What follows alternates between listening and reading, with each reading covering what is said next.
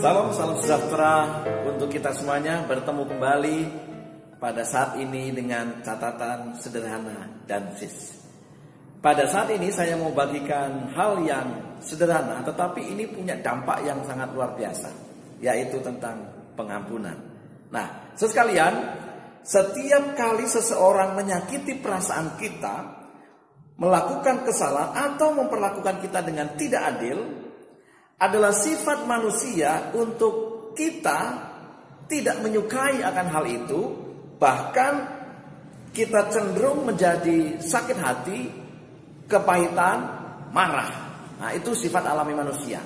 Kalau ada orang yang memang selama ini tidak suka dengan kita atau bahkan menyakiti kita, kita akan kembali marah.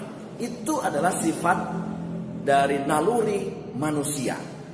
Nah, dan semakin lama perasaan buruk itu, ya, sakit hati, dendam, amarah itu kita simpan atau dibiarkan tetap di dalam hati kita, semakin kuat rumput kebencian tumbuh. Ya, semakin kuat itu akar-akar ilalang yang mengganggu dalam hidup kita.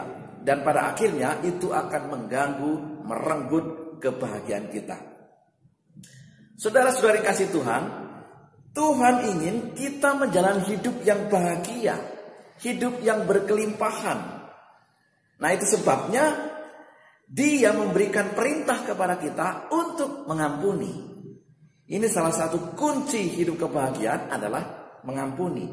Faktanya Alkitab berkata, ya, kita buka Alkitab kita di dalam Matius 6 ayat 14. Matius 6 ayat 14 firman Tuhan berkata, karena jikalau kamu mengampuni kesalahan orang, Bapamu yang di surga akan mengampuni kamu juga. Ingat, kalau kamu mengampuni kesalahan orang, Bapa yang di surga akan mengampuni kesalahan kita.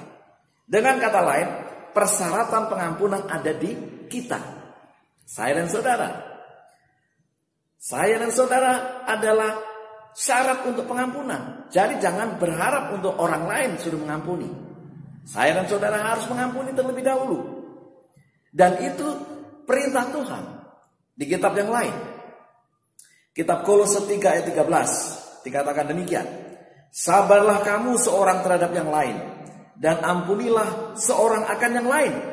Apabila yang seorang menaruh dendam terhadap yang lain, sama seperti Tuhan telah mengampuni kamu, kamu perbuat jugalah demikian.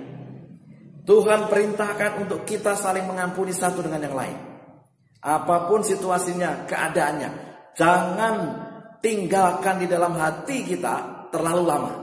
Kalau ada kebencian, kalau ada kemarahan, kalau ada sakit hati, jangan tinggalkan dalam hati kita terlalu lama. Itu akan sangat berbahaya. Oleh sebab itu, mari kita belajar untuk saling mengampuni. Kalau orang lain berbuat demikian kepada kita belajar untuk saling mengampuni. Tuhan perintahkan kepada kita, ya, ampunilah seorang kepada yang lain. Kenapa? Karena Tuhan juga berbuat demikian. Melalui apa? Tuhan sudah mengampuni kita. Ketika kita sangat terluka sehingga tidak mungkin bagi kita untuk mengampuni. Mungkin saking kecewanya kita, saking marahnya kita, saking bencinya kita tidak sanggup untuk mengampuni. Bagaimana caranya? Kita dapat berdoa. Kita memohon akan kuasa Roh Kudus agar Roh Kudus memampukan kita untuk bisa mengampuni. Tuhan akan berikan jalan yang terbaik, saudara. Tapi kita harus datang kepada Dia. Kita harus berdoa, memohon kepada Tuhan. Tuhan, berikan kepada saya roh pengampunan. Dan ketika kita melakukannya, ya, kita meminta kuasa Roh Kudus untuk mengampuni dan kita melakukannya, apa itu melakukan pengampunan, kedamaian Tuhan yang manis itu, yang indah itu akan mengalir dalam hati kita. Wow, luar biasa. Semua kepahitan, semua kemarahan, semua kebencian akhirnya akan lenyap. Kuncinya ada di pengampunan. Hari ini mari kita praktekkan pengampunan ini. Apakah ada kebencian di hati kita? Apakah ada kemarahan di hati kita? Apakah ada hal-hal yang menyakitkan sehingga hati kita pahit oleh karena keadaan sekitar kita, oleh karena mungkin orang lain pernah menyakiti kita, jangan balas, biarlah kita mengampuni dia. Bagaimana kalau rasanya sulit sekali? Mari kita datang di dalam doa. Kita minta kepada Tuhan. Supaya apa? Supaya Tuhan mampukan kita untuk mengampuni. Karena apa? Bila mana kita sudah mengampuni, maka semua kebahagiaan, semua hal manis itu akan kembali kita rasakan.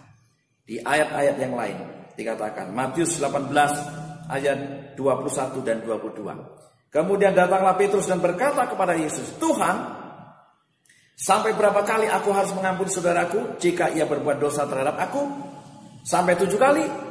Yesus berkata kepadanya, bukan, aku berkata kepadamu, bukan sampai 7 kali, melainkan sampai 70 kali 7 kali. Ini banyak. Artinya apa? Kita harus terus berusaha untuk mengampuni. Mengampuni dan mengampuni. Betapapun kita memendam itu, kita harus mengampuni. Jangan biarkan tinggal terlalu lama di hati kita. Hari ini kita belajar tentang pengampunan. Dengan mengampuni, kita akan membebaskan diri kita dari kesusahan, dari sakit hati, dari kebencian, dari kepahitan. Biarlah kedamaian Tuhan mengalir dalam hati kita. Dan sepanjang hari ini kita penuh dengan sukacita. Kita berdoa. Tuhan di surga, terima kasih. Biarlah pelajaran yang singkat di dalam pengampunan ini menjadi bagian kami. Kami menyadari betapa kami harus saling mengampuni satu dengan yang lain. Mampukan kami untuk terbebas dari kebencian, sakit hati, marah, dan yang lainnya. Biarlah kami boleh saling mengampuni sebagaimana Tuhan sudah mengampuni akan dosa-dosa kami. Di dalam nama Yesus kami berdoa. Amin. Terima kasih atas perhatian saudara-saudara sekalian. Sampai jumpa di esok hari di dalam catatan dan sisi yang lainnya. Tuhan